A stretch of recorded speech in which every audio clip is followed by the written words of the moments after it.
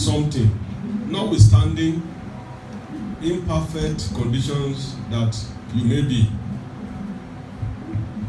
The problem we have most of the time is that we want to wait until everything is near perfect before we start something new. What God is saying to you, you want to start something afresh and new, even now, despite all those not too, comfortable situations, not too comfortable circumstances, not too, not quite perfect situation that you may think you're going through. The Lord will help us in Jesus' name. Amen. The number one thing I have here, which we will surely dwell on in the near future, is that I want you to take note that most times we allow past experience, we allow fear of unknown, we allow expert and professional opinion to determine our future instead of faith in God's word to embark on fresh or new venture. What hinders the move of God? What hinders the miraculous intervention of God in our situations, in our actions, in our lives, most of the time, is that many times we are haunted by past experience. We are haunted by the fact that we don't know what could happen in the near future or what will happen tomorrow. I remember I've said it here many times that if you ask some people, even why are you serving God? Why are you going to church? Many are serving God because of fear that if I don't walk, if I don't get closer to God, something bad will happen to me. And people have, put the culture and they become so religious to the extent that instead of engaging in personal relationship with God, they do Christianity out of fear. They walk with God out of fear. Because if I don't walk with God, something very bad could happen to me.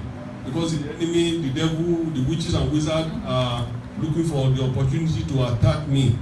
So the best thing for me is to be with God. The best thing for me is to go to the church. But I say to you that the earlier the better for us to let our Christianity be a Christianity of relationship. Everybody say Christianity of relationship. Christianity of relationship will help you to develop a one-to-one relationship with your God, notwithstanding what anybody is saying. You see that some people need to be, giving some all those motivational word of assurance and promises before they can dedicate and serve God. That's why we say, okay, come to the church early, serve God with early, so that everything will be alright for you, so that you can get promotion, so that you can get children, so that you can get husband, so that you can get a house, so that you can get all these things. So we just feel that that's the best way to get all those very good things. I'm not saying those good things are not coming. They are part and parcel of the blessing that God has promised to his children. But I want to say to you, and I beg you, let your Christianity be a Christianity of relationship with God. By so doing, no man, no woman will need to beg you. No man, no woman will need to preach to you or entice you with those words before you get yourself dedicated to God. Number two,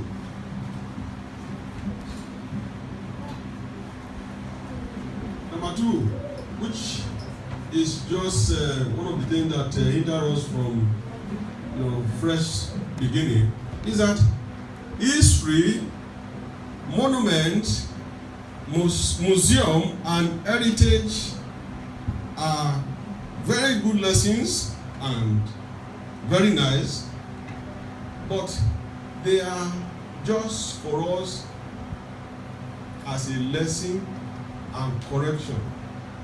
Let me say it again, so that you can understand what I mean by this. History, monument, museum, and heritage, they are good for lesson and corrections. They are very good for lesson and correction. They are not the basis for what you want to do. They are not the basis for what you want to do. I have had people who will tell you, like, even if you read this passage again, God was saying to the people, look, I have done this. I have dislodged your enemy. I have given you victory. Even their lock gate, I have broken it. I have overthrown governments and kings. I'm sure you remember the story or the history of Israel when they were going through, during the BG. I think we read a part of the Danites who were to take their own portion of the land, and in the process, they needed guidance of God. I remember saying to you, those who are here during the BG, that these are the tribes. When God said to the leaders of Israel, I've given you all this land, and he led the leadership to distribute all those lands into various families. But this tribe, we read in the, I think, First Chronicle, where did those who are here during the VG? Is it Judges chapter, which chapter? 18, 1 to 6.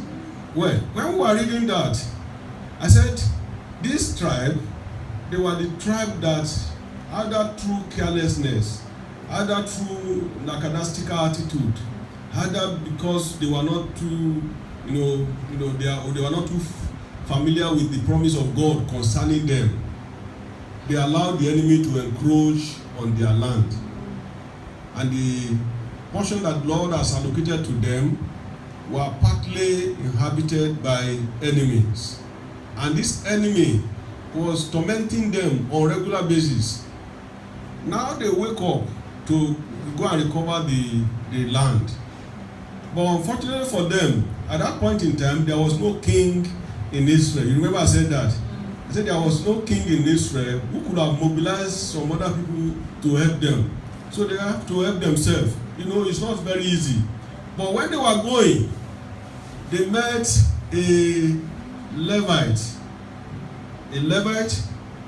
who was captured and kept within this territory, and they recognized him and said, oh, you are a priest, why are you here? When you are ready, when you are less busy, I want you to read that story very well. Sometimes when you are not sure of your position in God, anything that comes to you, you see it as what? As miracle, as God. When you are not sure, that's why I'm always very skeptical about people who always go to one prophet or the other, come and prophesy to me, come and tell me what will happen here and there. You will know when you will fall into the hand of the wrong prophet and all those deceivers. This priest was in the wrong place, but he has to prophesy. Because they said to him, please, we are going for a war. What do you see to us? Lead us, tell us what is the mind of God. What will the man do? Prophecy under duress. I don't know whether, sometimes we have all those experiences. When people will come to us and say, I had a dream. And they want you to tell them the meaning of the dream. Abi? If you don't say anything, they look at you as this pastor is not what? It's not powerful. And that's why many people are, manufacturing all those messages and all those prophecy and all those things just to satisfy the curiosity of their, of their people. I pray the Lord will help us in Jesus' name. Amen. What am I trying to say to us? Please, new thing is what the Lord has promised to you, but don't allow history, don't allow all those things that people are saying to really prevent you from moving. In the recent times, I used to do a part-time work in a place, even I'm going there tonight. They call it English Heritage. That's where they call it. That is at Swiss. In that place, in that big building, you will see all those ancient things. Even those of us from Nigeria, those things that we used to see when we were small in the villages, the way we do our door. You know the way they do the door in those days, where you use one wood to cross like this, cross like this, cross like, you know those things. We thought it started from Nigeria. They are all from here. I'm sure you see those small door. What do all those are Gandhi. Some of us don't know, especially those of us who are born in the city and you know.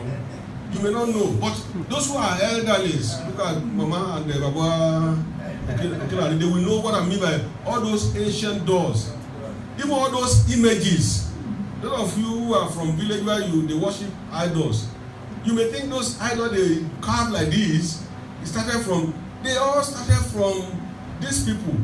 And I saw a lot of different images. The first night I went there, I was, a bit, afraid. Say, why is all this thing in this country? Later I woke up and said, but I'm a Christian, I'm a pastor now. How will I allow all these petty things to scare me? But what am I saying? Sometimes you hear of some things, some stories and experiences that try to make you tremble. Throw it away and then just forget about it. You hear it and then throw it away. Don't see it as the thing that will, really torment you or form your way to make progress in life. I pray that the Lord will help us in Jesus' name. Amen. History, I said, monuments, museum, and heritage, they are very good lessons. They are good to correct, but they are not things that will determine your future. Number 3, life itself is ever dynamic. Everybody say life is dynamic. Life is dynamic. And it's full of regular changes. Life is full of what? Regular changes. Life is full of regular innovations. Life is full of regular discoveries and inventions. I'm sure you know that 20 years back, nobody will think there will be a time we will be having all these mobile phone, or 30 years back, let's say 30 years back. Am I right? But look at what God has done to the extent that we can have everything in this my iPad. I have how many versions of the Bible there? I have a lot of commentary there. I have a different thing that I don't need to.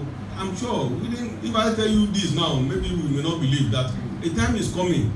We may not even have a paper and biro to make record anymore. Do you believe that will happen? No, it can't happen. I mean, I'm sure you will see. You will see. A time is coming, you may not even have paper and pen to be writing anymore. Everything could be through something more, even more sophisticated than this. But what is important is for us as Christians to be open-minded and be proactive. We should be what? Open-minded and be what? Proactive. Because new beginnings are inevitable. So that we can enjoy the beauty and the transformational power of God. I want us to get ourselves open up to what God is bringing up. When you talk of fresh beginning, new things, there are things that possibly eyes I've never seen before. God said in His word that things that